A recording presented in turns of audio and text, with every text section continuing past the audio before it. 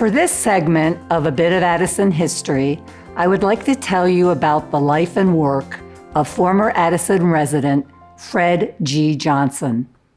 For many years, Johnson painted sideshow banners for the circus industry and has since been called the Picasso of circus sideshow banner artists. Fred G. Johnson was born in Chicago on January 24, 1892, to Louis and Cordelia Johnson. According to census records, Louis Johnson immigrated to the U.S. from Norway in 1865 and married his wife Cordelia, who hailed from Ohio, in 1873. Louis was listed in the 1900 census as a carpenter. Fred was one of 9 Johnson children, 8 boys and 1 girl at that time. Johnson, according to most accounts, started working for the circus banner painter H.C. Cummins at United States Tent and Awning Company at the age of 17 by cleaning equipment and doing odd jobs. The painter taught Johnson the banner trade.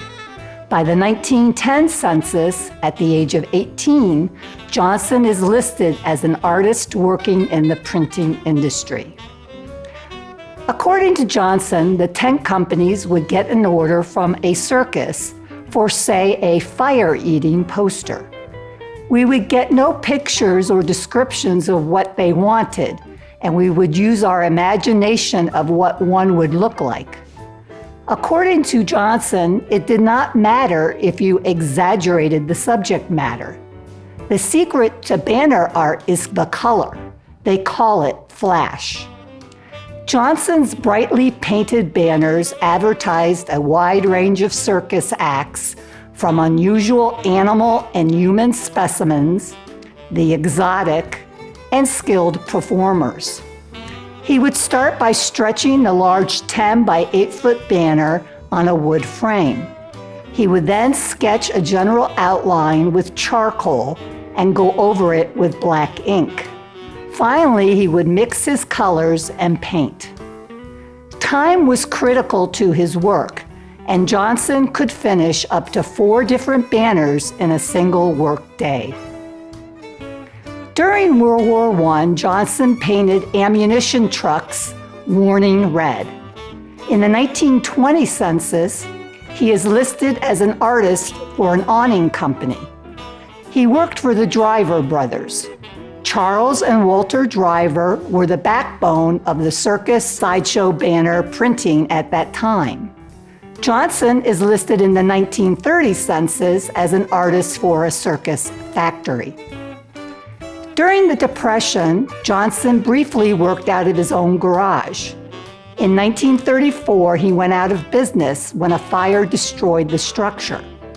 Later that same year, Charles Driver and several others took over the O. Henry Tent and Awning Company and immediately hired Johnson. Johnson would go on to stay with the O. Henry Company for 40 years before finally retiring in 1974. From U.S. Census records, it appears that his wife Anna also worked in the industry as a seamstress in the 1940s and 50s. In addition to his circus sideshow banners, Johnson painted for the Chicago World's Fair of 1933, the Old White City and Riverview amusement parks, Carson Peary Scott, restaurants, and the Circus World Museum in Baraboo, Wisconsin.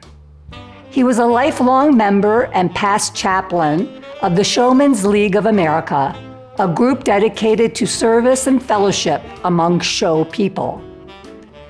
Toward the latter part of his career, Johnson started to paint clowns. After retiring to Addison, he continued to develop his clown paintings.